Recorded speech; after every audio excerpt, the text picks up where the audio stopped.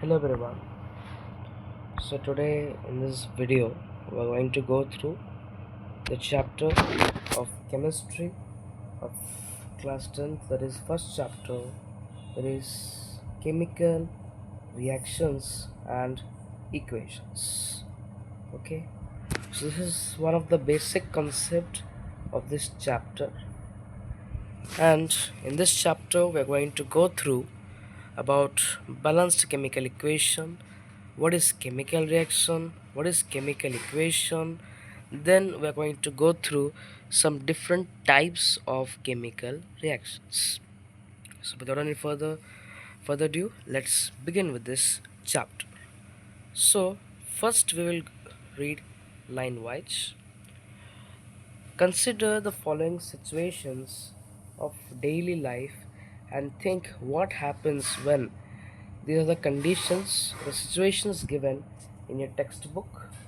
In this, through these situations, what do you understand? Okay, milk is left at room temperature during summers.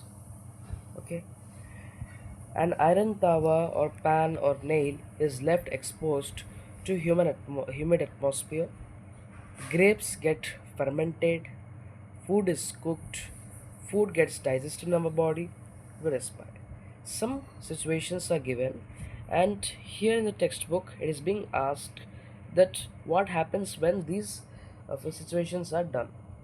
So now see, in the above situation, the nature and identity of initial substance have somewhat changed. We have already learned about physical and chemical changes of matter in our previous classes. In class 7th, there was one chapter that is physical and chemical changes. And here let us understand what do you mean by physical and what do you mean by chemical change. Okay, and here physical change, and we're going to discuss about chemical change. So here physical change means no new substances being formed. For example, if I take a paper, in that paper if I tear it, it is a physical change because still some pieces of paper remains the same. Whereas chemical change, if I try to burn the paper, then it will the new substance will be formed. So here is said to be as chemical change. So whenever a chemical change, here the definition is written, you can clearly see that whenever a chemical change occurs, we can say that a chemical reaction has taken place. Okay, this is the definition where you need to write. So when a chemical change, when it occurs, some type of reaction is taking place, and that phenomenon is said to be chemical reactions. Hope you understood. Clear? You may perhaps be wondering as to what is actually meant by chemical reaction. How do we come to know that a chemical reaction has taken place? So let us perform some activities to find answers to these questions. So one activity is being given here. Okay. So this activity is based upon our class 7th science, that is physical and chemical changes. That one activity was there, like magnesium ribbon. If you try to burn in the presence of oxygen, then it will produce what? Magnesium oxide. Clear? So here here we can able to see that here in this particular chemical reaction, the reactant side is there and product side is there. So reactant side means whenever two substances they react, that is said to be reactant side, and final result when you obtain, that is said to be product side. For example, if you take one mathematical equation, in maths we get one equation, like for example, to solve a linear equation in one variable, we take this number. For example, this is the equation you are getting, right? So here this equation we can able to say that this is the what you can say LHS side, and this is to be the RHS side, right? So LHS side and RHS side, in chemistry we say as it as chemical reactant side and product side. then it is said to be product sides. Okay, so now let us solve this equation. Okay, so I hope you can easily get the solution, as 2x is equal to, the 7 will remain the same, plus 3 minus 3 it will get, then 2x is equal to 7 minus 3 is 4, x value you will get how much, 2. So the final result which you are getting, that is said to be product. So similarly it goes for chemistry also, the reactant side and product side. Okay, so magnesium plus oxygen is the reactant side and magnesium oxide is the product side. Clear? The same activity is there, just you read so that you will get to know. Okay, now based upon that activity only, you must have observed that magnesium ribbon burns with a dazzling white flame and changes into white powder. This powder is called magnesium oxide. Please underline this point. Okay. So it is formed due to the reaction between magnesium and oxygen present in the air. So when these two elements, when they react each other, then the final product is given how much? Magnesium oxide. Okay. So there are certain activities that you need to read, and please don't skip it, as you're going to expect some questions in examination time. Okay, so from the above three activities, now we can say that any of the following observes helps us to determine whether a chemical reaction has taken place: change in state, change in color, change of a gas, change in temperature. So if these four things, if it is done in any particular substances and when they react and they form some products, then we can easily identify as chemical reaction has taken place. So the question may get like, what are the conditions required so that we can understand whether a chemical reaction has taken place, means these 4 points we will write: change in state, okay, change in state, change in color, change of a gas, and change of a temperature. Hope you understood. The next, as we observe that the changes around us, we can see that there is a larger variety of chemical reactions taking place around us. So we will study about the various types of chemical reactions and in symbolic representation in this chapter. So in this chapter we are going to discuss about some chemical equations. So chemical reactions we have already discussed. Then now we are going to discuss about chemical equation. So, activity 1.1 can be described as when a magnesium ribbon is burned in oxygen, it gets converted to magnesium oxide. This description can be a sort of chemical reaction. A sentence form is quite long. So now see, if you will write magnesium plus oxygen, then magnesium oxide, it will take a very long time. So in order to write in a quick and easier way, we can represent the following like magnesium. We can symbolically represent as magnesium Mg, then oxygen let us take as O2. So to symbolically represent, then it becomes much easier. So here chemical reaction means, here to the wordings like magnesium is taken, oxygen is taken, then magnesium oxide is a product, right? So here we can able to understand that in the form of word equation, that is said to be chemical reaction, and symbolically if you represent, that is chemical equation. So it can be written in a shorter form. So simplest way to do is written in the form of a word equation. The same thing is given, that only the paragraph I explained. Okay, the next, writing a chemical equation. Now this reaction what I have made you write written before, that only here it is given in your book. So writing a chemical equation means symbolically whenever you represent, okay, then we can say there is a chemical equation. Now there are two types of chemical equation we are going to discuss. One is balanced chemical equation, another one is unbalanced chemical equation. So, balanced chemical equation means, here we can clearly see that how many magnesium is there. How many magnesium here? In the reactant side, we can able to understand that magnesium is 1. Whereas oxygen, there is 2 oxygen. Whereas magnesium and oxygen, in the product side, you will get 1 only, oxygen you will get 1. So here it is 2, it is 1, magnesium already balanced, whereas oxygen is not balanced. So there you can consider them as unbalanced chemical equations. Clear? So when these number of atoms are not equal to the means the number of atoms in reactant side are not equal to the number of number of atoms in the product side, then it is classified as unbalanced chemical equation. Hope you understood. And balanced chemical equation means here if you need to balance the chemical equation, you need to use hit and trial method. So hit and trial method, like here magnesium 1 is there, here magnesium 1 is oxygen 2 is the outer.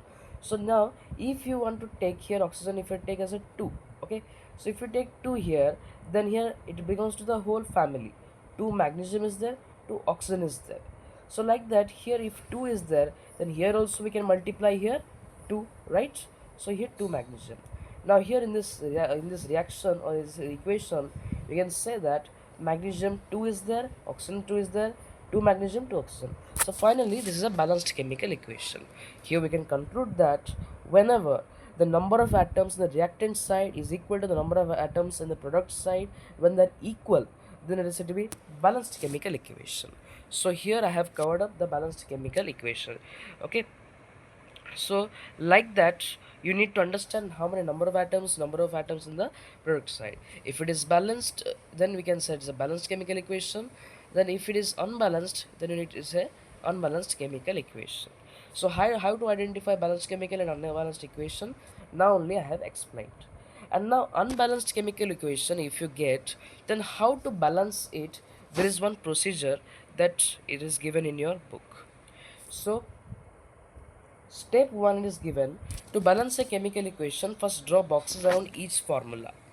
Do not change anything inside the boxes while balancing the equations. Okay, so here what happen, you need to make a table. Okay, in this particular table, what are the elements present, you need to write that one, and number of atoms in the reactant side and number of atoms in the product side. Here LHS RHS is given for your better understanding, but in chemistry you should know it is reactant side and this is product side. Clear? The next is step 3, it is given, which is in a book. Okay, in order to equate whether all the elements are the same number of atoms is there, so you should know that how many atoms are there in reactant side and product side. Then you need to check the process known as heat and trial method.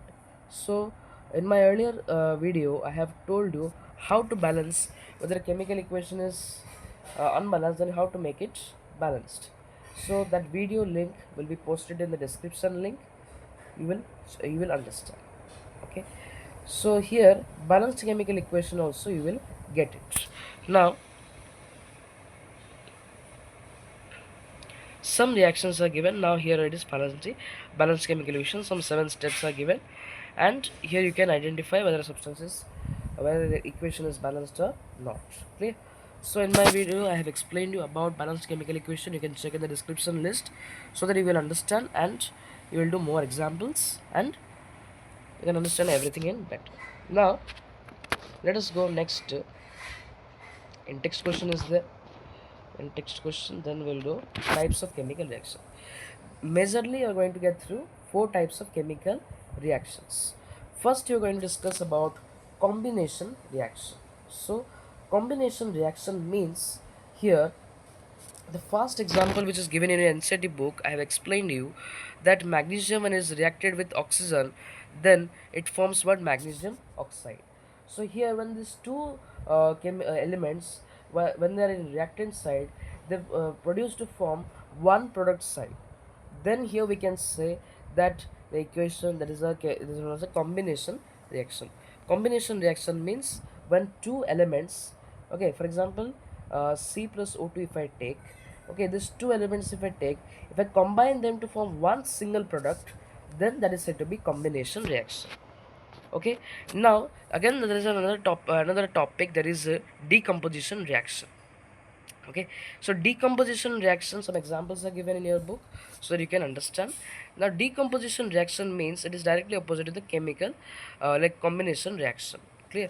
And remember here everyone, that here combination reactions, they generally they are exothermic in nature.